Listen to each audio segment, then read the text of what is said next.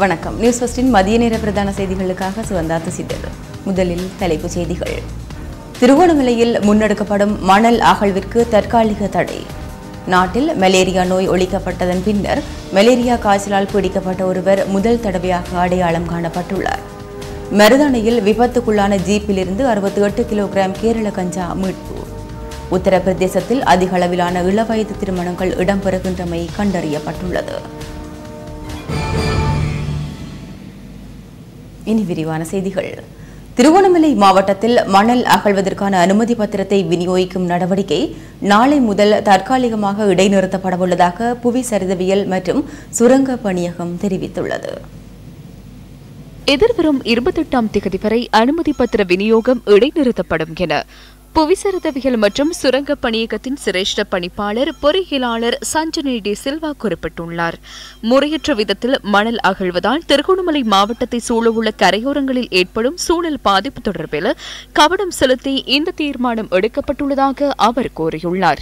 இதேவேளை இந்த விடயம் தொடர்பில் பல முறைப்பாடுகள் கிடைத்துள்ளதாகவும் சஞ்சனி டி சில்வா கூறியுள்ளார். சட்டவிரோத மணல் அகழ்வு தொடர்பில் ஆராய்வதற்கு விசேட குழு ஒன்று நியமிக்கப்பட்டுள்ளதாகவும் அவர் குறிப்பிட்டுள்ளார். சுற்றாடல் அமைச்சு, மத்திய சுற்றாடல் அதிகார சபை, கரையோர பாதுகாப்பு திணைக்களம் மற்றும் புவிசரிதவியல் சுரங்க பணியகத்தின் பிரதிநிதிகள் அடங்கிய குழுவை நியமிக்கப்பட்டுள்ளது. மலேரியா அற்ற நாடாக இலங்கை அறிவிக்கப்பட்டதன் பின்னர் முதலாவது மலேரியா நோயாளி இலங்கையில் இனம் காணப்பட்டுள்ளார். நோயாளர் ஒருவரின் குருதி மாதிரியை சிங்கப்பூரில் உள்ள தேசிய ஆய்வு நிறுவனத்துக்கு அனுப்பி சோதனைக்குட்படுத்திய போது இந்த விடயம் உறுதி செய்யப்பட்டுள்ளதாக தேசிய மலேரியா ஒழிப்பு பிரிவின் பணிப்பாளர் டாக்டர் ஹேமந்த் ஹீரத் குறிப்பிட்டுள்ளார். சீமலாண்டுவ பகுதியில் உள்ள இருவர் மலேரியா காய்ச்சலுக்குள்ளானவை கடந்த டிசம்பர் மாதம் கண்டறியப்பட்டது. அவர்களில் ஒருவர் சியமலாண்டுவ ஆதிமலை பகுதியில் உள்ள தனியார் சீனி தொழிற்சாலையில் தொழில் புரியும் இந்திய பிரஜையாவார். அதே தொழிற்சாலையில் தொழில் புரியும் 45 வயதான மீங்கோடு பகுதியைச் சேர்ந்த மற்றொருவரும் அடையாளம் காணப்பட்டார்.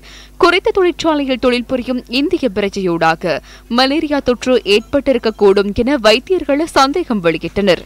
இதனை உறுதி செய்வதற்காக இவர்களின் குருதி மாதிரி சிங்கப்பூரில் உள்ள ஆய்வுக்கூடத்துக்கு அனுப்பி வைக்கப்பட்டது. இவர்களின் குருதி மாதிரிகளில் ஒரே மாதிரியான தொற்று கிருமிகள் காணப்பட்டமை ஆய்வினூடாக உறுதிப்படுத்தப்பட்டுள்ளது.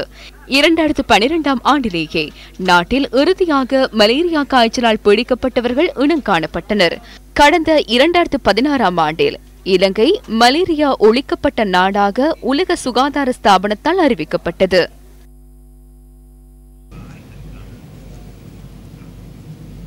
கடந்த காலங்களில் நிலவிய மழையுடனான காலநிலை காரணமாக நுளம்பின் தாக்கம் அதிகரித்துள்ளதாக சுகாதார அமைச்சு அவதானம் வெளியிட்டுள்ளது. இதன் காரணமாக கொழும்பு, கம்பஹா, களுத்தறை மற்றும் யாழ்ப்பாணம் ஆகிய மாவட்டங்களில் இன்று மற்றும் நாளை ஆகிய தினங்களில் விசேட டெங்கு ஒழிப்பு செயற்திட்டம் முன்னெடுக்கப்பட உள்ளதாக தேசிய டெங்கு ஒழிப்பு பிரிவின் பணிப்பாளர் விசேட வைத்திய நிபுணர் பிரஷீலா சமரவீர தெரிவிக்கின்றார். முப்படையினர், போலீசாருடன் சுகாதார அமைச்சின் 700க்கும் மேற்பட்ட உத்தியோகஸ்தர்கள் இந்த நடவடிக்கையில் ஈடுபடுத்தப்பட உள்ளதாகவும் தேசிய டெங்கு ஒழிப்பு பிரிவின் பணிப்பாளர் விசேட வைத்திய நிபுணர் பிரஷீலா சமரவீர குறிப்பிட்டார். தற்போது டெங்கு பரவும் வீதம் அதிகரித்துள்ளதாகவும் மேல்மாகாணம் உட்பட யாழ்ப்பாணத்தில் இதனை கட்டுப்படுத்துவதற்கான நடவடிக்கைகளை இன்றும் நாளையும் முன்னெடுக்க உள்ளதாகவும் தேசிய டெங்கு ஒழிப்பு பிரிவின் பணிப்பாளர் விசேட வைத்திய நிபுணர் பிரஷீலா சமரவீர நியூஸ் ஃபர்ஸ்டுக்கு தெரிவித்தார். பாடசாலைகள், பொது இடங்கள் மற்றும் மத வழிபாட்டு ஸ்தலங்களில் விசேட டெங்கு ஒழிப்பு நடவடிக்கைகளை முன்னெடுக்க தீர்மானித்துள்ளதாக தேசிய டெங்கு ஒழிப்பு பிரிவின் பணிப்பாளர் மேலும் குறிப்பிடுகின்றார்.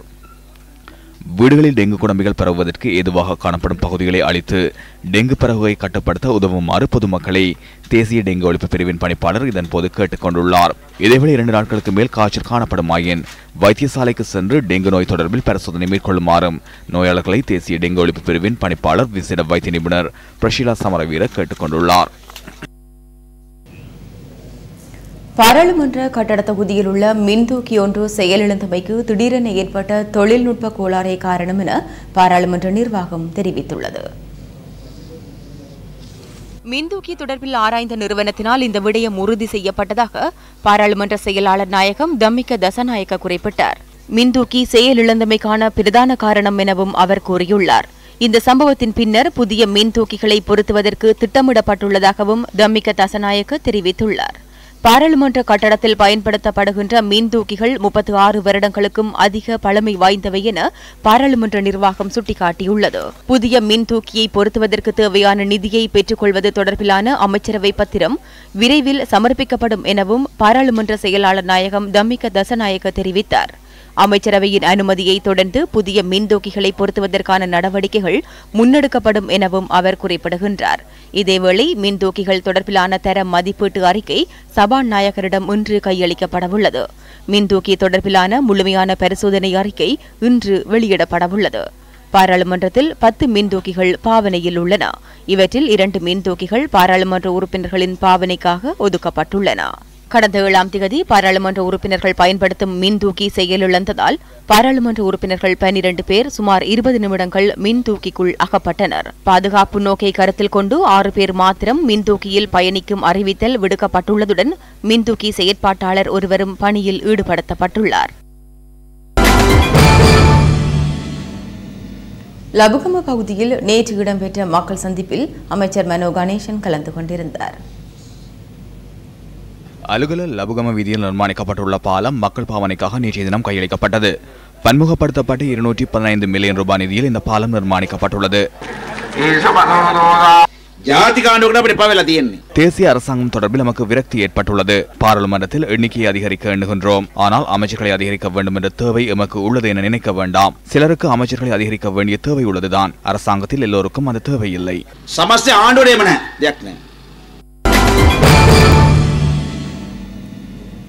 தரமான புதிய தூக்கு கயிறை வெளிநாட்டிலிருந்து கொள்வனவு செய்வதற்கு நீதி மற்றும் சிறைச்சாலைகள் அமைச்சு நடவடிக்கை எடுத்துள்ளது. தூக்குமேடைக்கு பயன்படுத்தப்படும் கயிற்றின் தரம் தொடர்பில் சிக்கல் காணப்படுவதால் இந்த நடவடிக்கை எடுக்கப்பட்டுள்ளதாக சிறைச்சாலைகள் அமைச்சு குறிப்பிட்டுள்ளது. அதற்கமைய சிங்கப்பூர், மலேசியா, பாகிஸ்தான், பங்களாதேஷ் மற்றும் இந்தியா போன்ற நாடுகளிலிருந்து புதிய தூக்கு கயிறை கொள்வனவு செய்ய தேவையான நடவடிக்கைகளை முன்னெடுக்குமாறு வெளிவிவகார அமைச்சிடம் அறிவித்துள்ளதாக சிறைச்சாலைகள் அமைச்சு கூறியுள்ளது. கடந்த 2015ஆம் ஆண்டு பாகிஸ்தானில் இருந்து தூக்கு கயிறு இறக்குமதி செய்யப்பட்டுள்ளது. மரண தண்டனை விதிக்கப்பட்டுள்ள பாரிய போதைப்பொருள் கடத்தல்காரர்களுக்கு தண்டனையை அமுல்படுத்துவதற்காக ஜனாதிபதி எடுத்துள்ள தீர்மானங்களை செயற்படுத்தும் நோக்கில் இந்த நடவடிக்கை முன்னெடுக்கப்பட்டுள்ளதாக சிறைச்சாலைகள் திணைக்களம் தெரிவித்துள்ளது.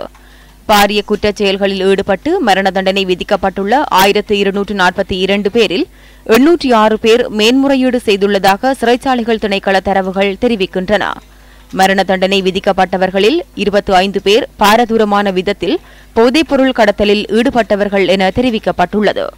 நாட்டில் 30 சிறைச்சாலைகள் காணப்படுகின்ற போதிலும் மரண தண்டனையை நிறைவேற்றுவதற்கான வசதிகள் வெலிக்கடை சிறைச்சாலையில் மாத்திரமே காணப்படுகின்றன. இதேவேளை தூக்கு மேடைக்கு தேவையான ஏனைய உபகரணங்களை பெற்றுக் கொள்வதற்கான நடவடிக்கைகளும் தற்போது முன்னெடுக்கப்பட்டுள்ளதாக சிறைச்சாலைகள் திணைக்களம் சுட்டிக்காட்டியுள்ளது. மரண தண்டனையை அமுல்படுத்துவதற்கு தேவையான நடவடிக்கைகளை துரிதப்படுத்துமாறு நீதி மற்றும் சிறைச்சாலைகள் மறுசீரமைப்பு அமைச்சு அறிவித்துள்ளது. இதேவேளை அலுகோசு பதவிக்கான விண்ணப்பங்கள் தற்போது கோரப்பட்டுள்ளன. எதிர்வரும் 25ஆம் தேதி வரை விண்ணப்பங்களை அனுப்பி வைக்க முடியும் என அறிவிக்கப்பட்டுள்ளது. சட்டவிரோதமாக ரெயூனியன் தீவுக்கு சென்ற நிலையில் அந்நாட்டு பாதுகாப்பு பிரிவினரால் கைது செய்யப்பட்ட இலங்கையர்கள் 70 பேரையும் இன்று நாட்டிற்கு திருப்பி அனுப்ப பிரான்ஸ் அதிகாரிகள் நடவடிக்கை எடுத்துள்ளனர். விசேட விமானம் மூலம் இவர்கள் அனைவரும் இன்று நாட்டுக்கு அழைத்து வரப்படவுள்ளதாக கடற்றொழில் மற்றும் நேரியல் வள திணைக்களத்தின் உதவி விசாரணை பணிப்பாளர் ஜனக ரத்நாயக குறிப்பிட்டார். பிரான்ஸ் நாட்டின் விசேட விமானத்தின் ஊடாக இவர்கள் நாட்டுக்கு அழைத்து வரப்படவுள்ளதாக அந்நாட்டு அதிகாரிகள் அறிவித்துள்ளனர். கடந்த ஜனவரி மாதம் 9ஆம் தேதி நீர்கொழும்பு மீன்பிடி துறைமுகத்திலிருந்து கடலுக்கு சென்ற படகொன்று காணாமல் போயுள்ளதாக படகின் உரிமையாளர் கடந்த ஜனவரி மாதம் 26ஆம் தேதி நீர்கொழும்பு போலீசில் முறைப்பாடு செய்திருந்தார். வே பிரசங்சா எனப்படும் நீண்ட நாள் மீன்பிடி படகொன்றை காணாமல் போயிருந்தது. அதற்கமைய மேற்கொள்ளப்பட்ட தேடுதலில் படகோட்டியாக செயற்பட்ட நபர் குறித்த 70 பேரிடமும் 1 லட்சம் முதல் 10 லட்சம் ரூபாய் வரை அறவிட்டு பிரான்சின் ரேயூனியன் தீவு வரை அழைத்து சென்றுள்ளமை தெரியவந்துள்ளது. இம்மாதம் 5ஆம் தேதி படகில் இருந்தவர்கள் ரேயூனியன் தீவை சென்றடைந்தனர். யாழ்ப்பாணம், மட்டக்களப்பு, கண்டி, புத்தளம், அம்பாறை உள்ளிட்ட பகுதிகளைச் சேர்ந்த 70 பேர் மடகஸ்காருக்கு 175 கிலோமீட்டர் தொலைவில் உள்ள ரேயூனியன் தீவுக்கு சென்றுள்ளமை விசாரணைகளில் கண்டறியப்பட்டுள்ளது. இவ்வாறு சென்றவர்களுள் 5 சிறு பிள்ளைகளும் 8 பெண்களும் அடங்குவதாக கடற்றொழில் மற்றும் நீரியல் வள திணைக்களம் தெரிவித்தது. மருதானை ரயில் நிலையத்திற்கு அருகே மேம்பாலத்தில் மோதி விபத்துக்குள்ளான ஜீப்பிலிருந்து கேரள கஞ்சா மீட்கப்பட்டுள்ளது. ஜீப்பிலிருந்து 68 கிலோகிராம் கேரள கஞ்சா மீட்கப்பட்டுள்ளதாக போலீசார் குறிப்பிட்டனர். இன்று அதிகாலை 3:30 தொடக்கம் 4 மணி வரையான காலப்பகுதியில் குறித்த ஜீப் வண்டி மேம்பாலத்தில் மோதி விபத்துக்குள்ளாகியுள்ளது. சம்பவ இடத்துக்கு போலீசார் சென்றபோது ஜீப்பில் பயணித்தவர்கள் அங்கிருந்து தப்பிச் சென்றதாக போலீஸ் ஊடக பேச்சாளர் போலீஸ் அத்தியட்சகர் ருவான் குணசேகர தெரிவித்தார். தப்பிச் சென்றுள்ள சந்தேக நபர்களை கைது செய்வதற்கு சம்பவ இடத்தில் காணப்படும் சிசிடிவி கேமராக்களை சோதனைக்குட்படுத்த உள்ளதாகவும் அவர் கூறியுள்ளார். சம்பவம் தொடர்பில் விரிவான விசாரணைகள் ஆரம்பிக்கப்பட்டுள்ளதாக போலீஸ் ஊடக பேச்சாளர் மேலும் தெரிவித்தார். இதேவேளை வருடத்தின் கடந்த 42 நாட்களில் மாத்திரம் போதைப் பொருளுடன் 10,368 பேர் கைது செய்யப்பட்டுள்ளனர். சந்தேக நபர்களிடமிருந்து 1,310 கிலோகிராம் போதைப் பொருள் கைப்பற்றப்பட்டுள்ளதாக போலீசார் குறிப்பிட்டனர். பிப்ரவரி 12ஆம் தேதி வரை மாத்திரம் 5,222 பேர் கைது செய்யப்பட்டுள்ளனர். அவர்களிடமிருந்து 224 கிலோகிராம் போதைப் பொருள் கைப்பற்றப்பட்டுள்ளது. கைது செய்யப்பட்டுள்ள சந்தேக நபர்களில் பலர் பாதாள உலக கோஷ்டியுடன் தொடர்புபட்டவர்கள் என போலீசார் தெரிவித்தனர். சந்தேக நபர்களில் 9 பேர் வெளிநாட்டவர்களாவர். நாட்டின் சில பகுதிகளில் மேற்கொள்ளப்பட்ட சுற்றி வளைப்புகளில் ஹெரோயினுடன் 3 சந்தேக நபர்கள் கைது செய்யப்பட்டுள்ளனர்.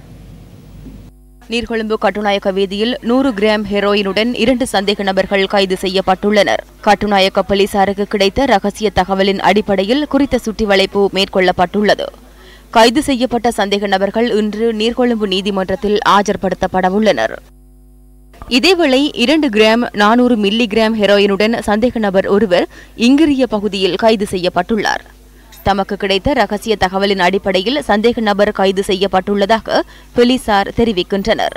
38 வயதான சந்தேக நபர் இன்று ஹொரணை நீதிமன்றத்தில் ஆஜர்படுத்தப்படவுள்ளார். இத்துடன் நியூஸ் ஃபர்ஸ்டின் மதிய நேர பிரதான செய்தி அறிக்கை நிறைவடைகின்றது. வணக்கம்.